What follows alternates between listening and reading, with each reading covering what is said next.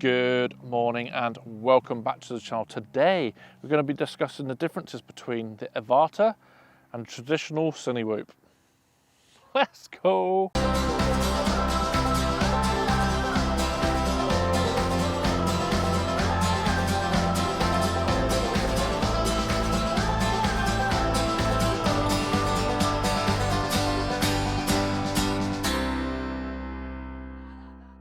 As I said in the intro, we're going to be discussing the difference between the Avata, the DJI Avata cine whoop, and specifically the GepRC cine whoop FPV that I do have. This is a Cinelog 25 from GepRC. There are many other brands like it, and this one is mine. Why am I doing this? One of the biggest reasons why I'm doing this today specifically is because I was going to be flying this and testing out the GPS for a video, because I found a window today and this weekend where it's not actually raining and flooding the UK. But I left my controller back at home, so we're just going to have a good old discussion between the GepRC and the Avata. So, a little bit of a background with these two vehicles, I was going to say. As you can see on here, they're pretty similar size to look at anyway. They both have the exact same camera system. So this is the O3 Air unit from DJI, which includes the camera, the brain of it, the VTX, and the antenna. And then inside in the Avata you have pretty much the exact same system, but the Avata's O3 is gimbaled electronically and the same brain in there, and the antenna is actually, you have wires throughout the frame basically. What does that mean? So I specifically chose this one with the O3 Air unit.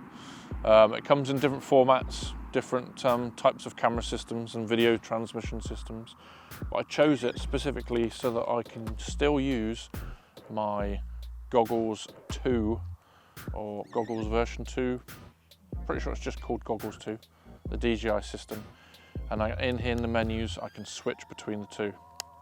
That's why I went for an O3 Air unit. It's slightly heavier, but it works. So, speaking of weight, the reason why I got this is because I wanted to do sub 250 gram flights for indoor work and festivals. I was going to say freestyles, definitely not freestyles, but festivals. This is like 440, maybe 460 grams, way heavier. Which means it flies slightly different, but we're not going to go in that today because I would say that I haven't had enough flights with this. I've probably had like 4 flights with this to distinguish between this one and this one. But they do fly fairly similar, but handling, this is not as good, I would say. Although the motors are bigger, I'm not actually sure the KV rating between the two motors. I'm not sure, but you can definitely tell the weight with this. Now, batteries. The biggest thing between DJI and pretty much the rest of the FPV world is that DJI use these intelligent batteries. I don't actually know the chemistry of these. Lithium-ion polymer. So they are lipos, to be honest. They are lipos. What are the voltage? 17 volts. Comment below if you know what the chemistry is. Basically, they're very, very different in not the chemistry as we just discussed, but the way the batteries are formed inside. These have like thermal control. They self-discharge, which means every now and again you have to check on the button to see see what level they are, because they essentially they self-discharge. And these specific ones from GepRC, these lipos, you have to, as you can see here, plug in a balance cable. You have to plug in into a different style charger. This is just USB-C. It's all very much user-friendly, really. And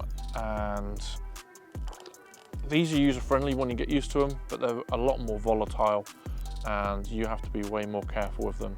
The way you charge them, the way you have to discharge them, all that good stuff. It's not an issue, it's just something to consider, and an extra step that initially may seem a bit more complicated to a beginner. So I have 3 batteries for the Avata, and I have 3 batteries for the GepRC, as you can see here. Now, these batteries added up, I reckon I could probably get, excuse me, I reckon I could probably get 30, I'm going to say 32 minutes. I should probably test that one day. 32 minutes with all 3 batteries. Now, with these 3 batteries, as you can see, they're slightly smaller. I reckon you could probably get maybe 12 minutes, 13 minutes, so a third less. So if you see the size of one of the batteries compared to, you can probably see it there, one of the batteries compared to these, it's a big old difference, and that definitely adds to the weight.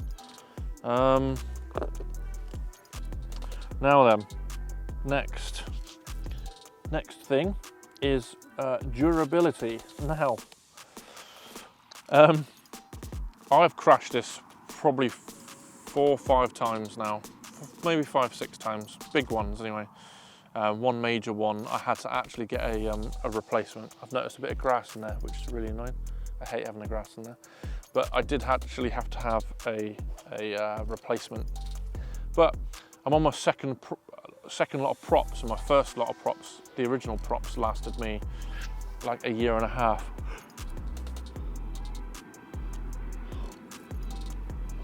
Now, the reason why I got these ones, this packet here, this double propeller is supposed to be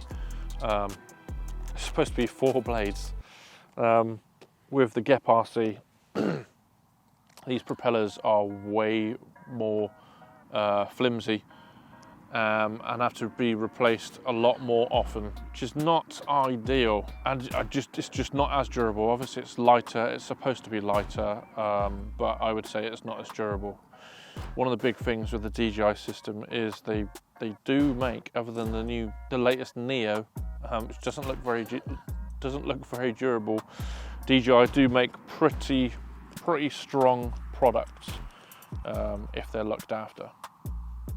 Now, annoyingly, I was going to say we'll move on to controllers, but I don't have my other controller with me, hence why I'm doing this video today.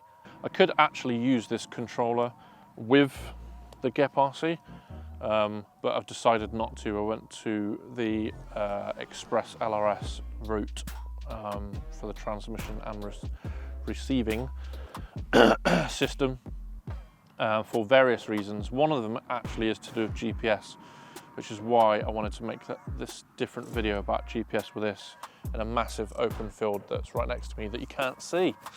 But this is the DJI Controller 2, because they have the Controller 3 out now. So officially this is called the DJI FPV Remote Controller 2. Whew. What a mouthful. And like I said, you can use it in both systems, but it really comes into its own, I think, with the FPV, the Avata, because of the buttons that you have on here. You have normal, sports and manual mode. You have a home button, pause button, so it'll hover in midair. Take photos, record obviously, and then you have some other custom buttons. Move the gimbal, It's smaller, it's lighter, it's easier to charge in respects to just USB. The gimbal toggles fit into the remote control, all that good stuff. But it has its compromises. For example, the gimbal system is not very sensitive because they've obviously tried to keep costs down, and it's not as well balanced compared to the Express LRS controller that I have, the Jumper T14 I think it is.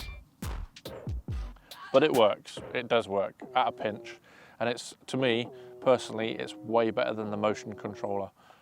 Controversial, I know, but my motion controller, when I bought this nearly 2 years ago now, is literally still in the wrapper, still in the box, because I knew that I wanted to go full manual straight away after some simulations, obviously, but I wasn't even going to entertain the motion controller with that.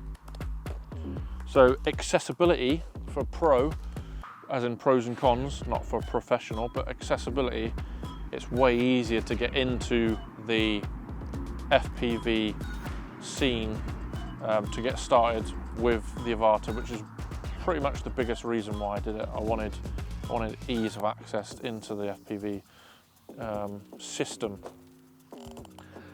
This is a different kettle of fish with the charging controller, setting everything up in beta flight, sorting out the GPS, battery charging, discharging, battery care, just completely different, this is my gateway drug basically into like 5-inch ones. More sophisticated drones, although I will still have this because of its specific use case. Like, this is good to a certain extent for a variation of things, but it's not great at each thing. This is very specific for the weight, like I mentioned, and this is very specific for obviously what I need it for. A couple more things just for usability of the pros and cons. So with the Avata, you can bring it in and you can pretty much just hover it right next to you and just leave it there. And as you've seen in lots more videos, you just grab it from the top, turn it upside down, that turns off, and you're good to go. You never have to be in a position where you're going to land, like damage it whilst landing. Now, the cons with this one is the fact that you have to, on the other control obviously, you have to arm and disarm. I was going to say which is good for safety, but obviously this is much better in a safety perspective with not arming it by accident and this, that and the other. But the landing this, as you've seen in a couple of my videos, the hay bale video recently, landing this at the moment I think is a bit more of a challenge, but as some people in the comments in one of my previous videos said, just land into you and just land it into you and disarm at the same time, so it just falls on your lap. But we'll see. I'm not at that stage yet, but yeah, we shall see in the future. But they're the basics really, the pros and cons. I'm sure there are plenty more that I can't think of, but this was a very much impromptu video. Wasn't planned, which is not always the best, but it also wasn't scripted. So forgive me for my ignorance in some of this regards of the way I've described things or this, that and the other, but let me know in the comments below of just any questions, the differences between both. I think these sort of videos are always good. I'm not here to promote either one or the other. It's just a balanced argument between both. I love both of them. Still very much getting used to the GepRC, and I still need to get it into beta flight and adjust some parameters within the motors and stuff like that, because I just haven't got around to doing it yet. The weather has been horrendous, so I've not even been able to test it. And like I said, I was going to test the GPS system and show you guys and see if it actually did anything. in different scenarios, but forgot the bloody remote. So there we go, such is life. But yeah, like I said, comment below, ask me any questions whatsoever about this. I'll be very interested to know from you guys and girls what you think about your specific drones, because I know quite a few of you have got the Avata 1 or the Avata 2 and also another drone.